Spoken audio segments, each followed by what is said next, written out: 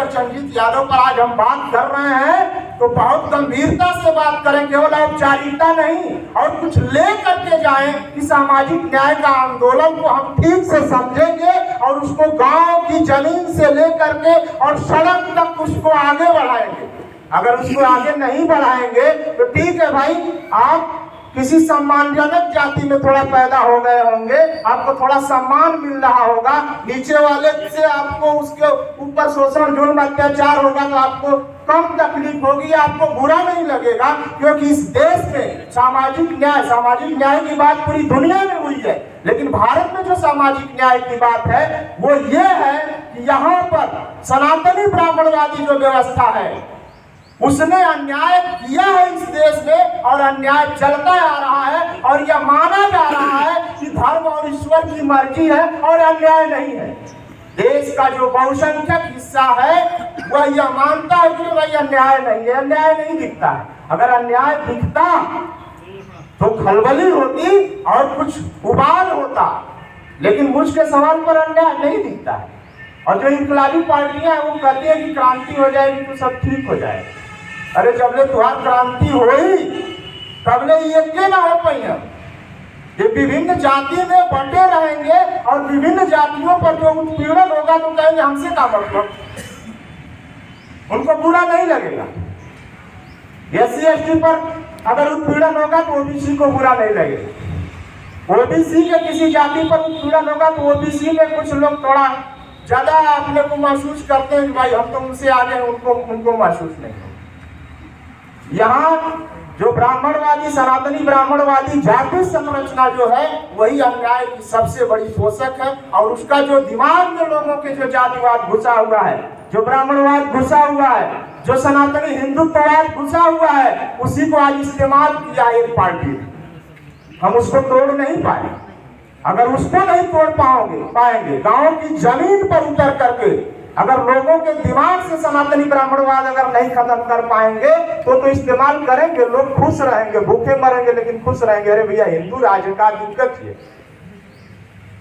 खुश तो है ही है लोग, सब कुछ छीन जाएगा, रोटियां छीन जाएंगी लेकिन वो खुश रहेंगे। उत्पीड़न होगा वो खुश रहेंगे, महिलाओं का उत्पीड़न होगा वो खुश रहेंगे, क्योंकि उनको थोड़ा छटपटाहट होगी, लेकिन उनके हिसाब से तो बुरा नहीं है। इसलिए आज सामाजिक न्याय की बात इस देश में बहुत ज्यादा प्रासंगिक है और विचारणीय है सभी पार्टियों के लिए, सभी राजनीतिक विचारधाराओं के लिए।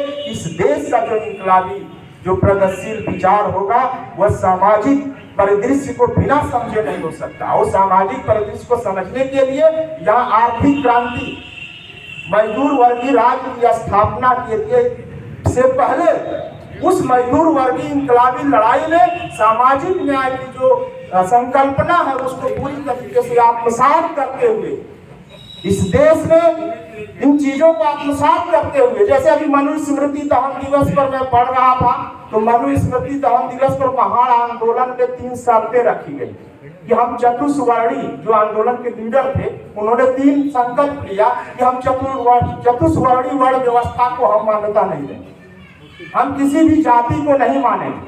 हम यह मानेंगे, तीसरी बात की हम मानेंगे कि अस्पृश्यता हिंदू धर्म का सबसे बड़ा दोष है और इसको हम खत्म करने का प्रयास करें।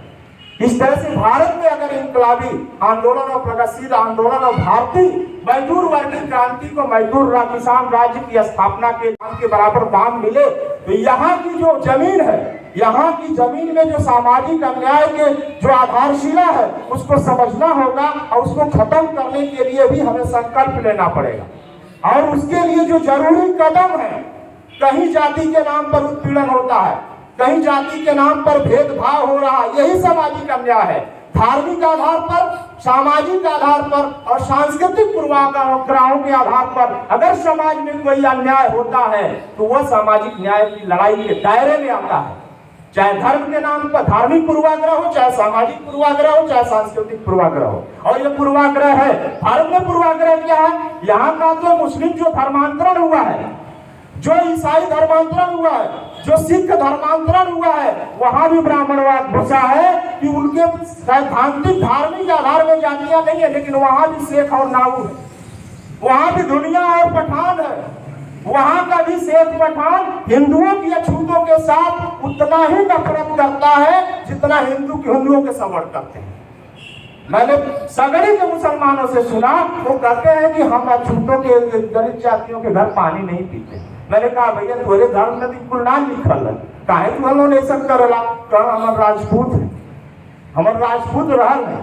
कैसे रहल? हमारा मुबारकपुर से लेकर के और बिंदवल के बीच में ये जो ग्रामीण हमारी संरचना रही है, उसमें क्षत्रिय लोग कहाँ चले गए? कितने गांव? कंचुड़ा से लेकर के अमुगारी से लेकर के महुला से लेकर 3-4 ठो गांव है सगड़ी में। बकिया गांव की संरचना के जो थी ब्राह्मणवादी, वो कहाँ चले गए? क्योंकि वो ब्राह्मणवाद लेके गए। इसीलिए भारत का इस्लामीकरण पूर्ण नहीं हुआ। उसके पहले जिस देश में इस्लाम गया, एक आदमी भी नहीं बचा कि वो मुसलमान नहीं हुआ। पूरा देश मुसलमान हो गया। दुनिया के इतिहास देखिए।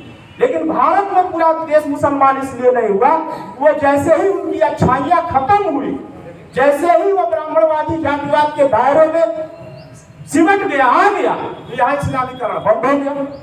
यहाँ का सिख जो गुरु नानक और कबीर की परंपरा से निकला हुआ सिख धर्म, जो ब्राह्मणवाद की कमर तोड़ करके पैदा हुआ था, वहां ब्राह्मणवाद इस कदर घुस गया कि जब किसान आंदोलन चल रहा था, भूमिहीन किसान संघर्ष समिति के पंजाब के लोगों ने कहा कि क्या हमारे ऊपर जो 100 FIR पंजाब में है, उन्होंने सवाल किया कि क्या ये किसान संगठन पंजाब के जो भूमिहीन आंदोलन जो कह रहे हैं, जैसे यहाँ गढ़ई का पट्टा हुई तो वह पट्टा पाई जो गांव का अमीर हुई, तो पंजाब में जो ग्राम सभा की जो बंजर भूमि है, उस बंजर भूमि पर वही आदमी पट्टा लेता है जो पहले से 150 बीघा जोत रहा है। वहां के भूमिहीन किसानों ने मांग उठाया कि ये जो बंजर भूमि है हमें लीज पर देनी चाहिए।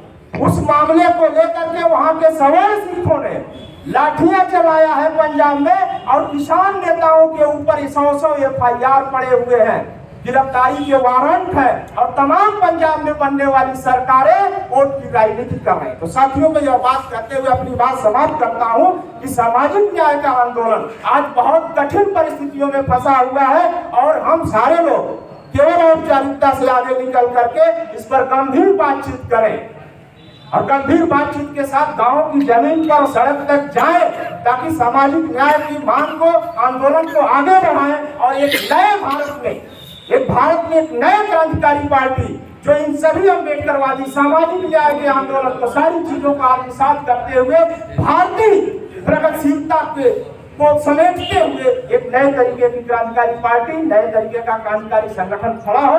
इन्हीं शब्दों के साथ अपनी बात समाप्त करता हूँ। इंकलाब जिंदाबाद।